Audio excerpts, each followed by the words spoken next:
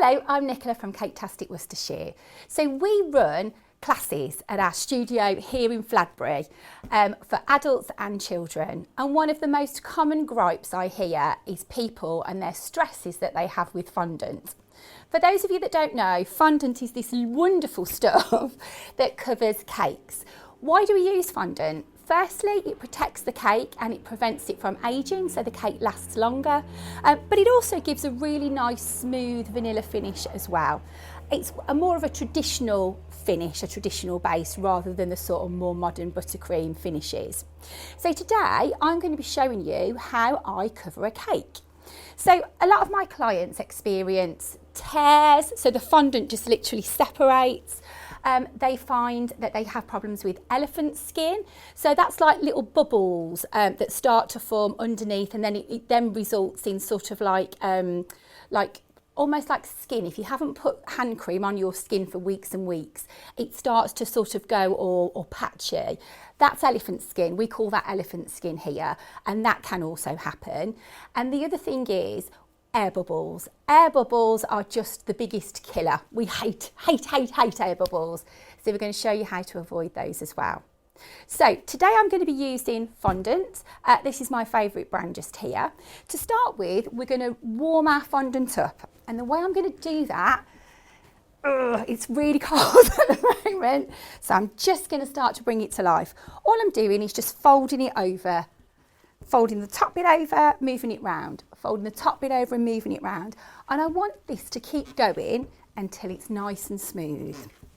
You'll see that at the moment we've got like bits of crackage and all sorts of things going on here. We want to get rid of those. This just works the pastes and the gums in our fondant, and it gives us a lovely finish. So we're nearly there. As you can see, it's starting to be smoother on the outside. Just keep going, and then we'll get that into a ball before we start. So before we even start rolling it out, you might have tried to use icing sugar in the past, where you sprinkle a bit of icing sugar. Never do that. What that does is it's drying out your fondant. What will happen then is it will cause the elephant skin, because it's drying out the fondant quicker than you can roll it out and get it put over your cake. So never use icing sugar. I use, if it's a hot and humid day like it is here today, I'm going to use a tiny bit of corn flour, but again, it is only a tiny bit. If you use too much, you will get that elephant skin effect, but not so bad as when you do with icing sugar. So I've got a little, it's just like a little a container with my corn flour in, and it's just got a really fine mesh lid. So just a tiny bit, and that's all you need is what I've got there. I'm then going to place my fondant just on top, and I'm going to get my rolling pin out.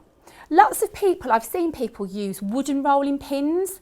Wooden is for pastry, white are for rolling out fondant and sugar paste. So reason being, these rolling pins stay much cooler.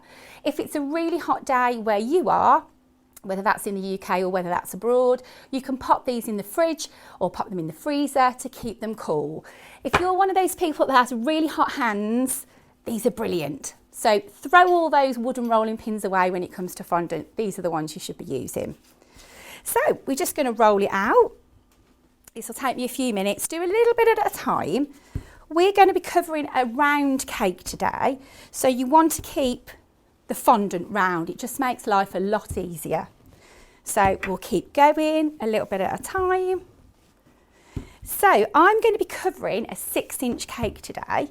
So I've measured the size of my tins, and I know I've got to roll it out to 33 centimetres. So I've got my trusty tape measure with me, and I'm just going to keep going until we get to that length.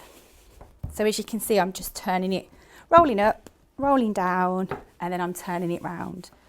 I'm rolling it up, rolling it down, and then I'm turning around. We talked a little bit about air bubbles earlier on. You can probably see there's one just starting to form just here. Air bubbles are caused by applying too much pressure onto one side, and what that's doing is it's forcing the air into one section. So the best way to get rid of these is to use a sterilized pin and just pop them. I'm just going to grab my pin now. So I've always got a pot here on standby. So literally just pick it up and poke the pin in and just brush it over the top, and as you can see, that air bubbles disappeared completely. If you leave these things, they only get worse and they start popping up all over the place. So as soon as you see them, deal with them straight away. We then go back to rolling out. And I'm going to turn my fondant round to try and keep my circle shape. I can just see another slight air bubble there, so I'm just going to pop that one and smooth it out. And I'll go back to rolling. Now, the magic number for the size of my tin is 33. So I'm just going to check, and we are at 33. Perfect. So what I'm now going to do is I'm going to take my cake out of the fridge. That's been cut into 3 layers. It's been filled with buttercream, and it now has a buttercream crumb coat across the top. That's been chilling down for a good few hours.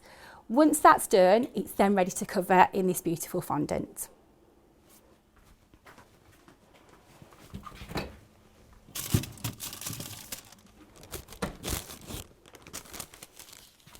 And here it is. The next step, we're just going to put a tiny bit of water just onto our cake. We're only using water to make the fondant stick. Please don't drown your cakes at this stage. You just need a very small amount of water.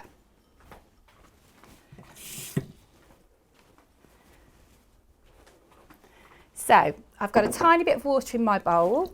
I'm just going to tap it together between my hands, and I'm just going to put my hands over the top of the sides of the cake.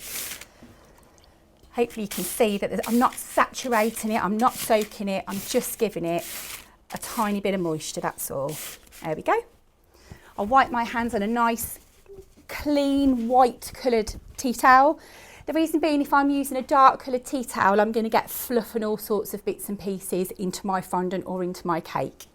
So keeping a nice white one, you can see them straight away. What I'm then going to do is I'm going to lift my fondant up and bring my cake in. We're going to line the base of this fondant to the board, and then we're going to lift it up and drop it over, like so. The rolling pin can then go away. I'm then going to be using a fondant smoother just to gently, really gently make it adhere to that water. We're then going to lift it up and we're going to start to stick the fondant onto the cake, and the water will act as our glue. Now, as we get further down, I'm just working round in a circle, in a clock sort of format. I'm just tapping the fondant just so it sticks, that's all I'm doing. You might see at various stages we're going to be getting wrinkles, these horrible little wrinkles. A lot of people send me lots of photographs like this. The ladies and the gents that come to my classes will go, what do I do now? All you do is just lift it out and smooth it down. Turn it round. Lift it out, smooth it down, move across, smooth it down, move across, smooth it down. I run all sorts of classes at my studio. One of the most well-attended classes is the Celebration Cake class, and we spend probably about an hour doing this process. So if you want to know how to do it, see me do it, have a go and me give you feedback, then just come over and attend one of our classes. There we go, I'm almost there now. I'm probably down to about the last centimetre before I'm at the bottom of the cake. There we go, I'll just keep turning, pressing, turning, that little bit there. There we go, and I can feel the board underneath my hands now, so I know I'm at the bottom.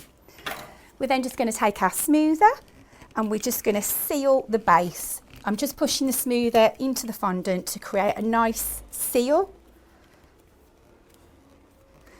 so no air can get in there. Then we're going to use just a really nice sharp knife, and we're just going to cut near to the edge of the base. So if I pull that round a little bit so you can see. So just nice sharp cuts, and remove as you go. You don't want any of the weight of that fondant to tear or to pull away from the actual cake itself. So I'm just going to keep going round. There we go, we'll separate that. We're nearly there now. Just remove all that excess. This can be rolled back into a nice neat ball and can go back into your packet of fondant. It can be kept really easily for quite a few months. It will always tell you the sell by date on the side of the tub or the packet that it comes in. If you wrap that really tightly in cling and pop that in a Tupperware box, that will easily keep for quite a few weeks. Back to my cake, I'm just making sure I've not missed any sections, just getting any rough edges cut off there. Just have a look around that I've not missed any. Once I've done this last little bit, I'll just get my smoother again, just to iron out some of those sharp cuts just there. So to do that, I'm just going to move it round like this. There we go. And you just really keep going until you are totally happy.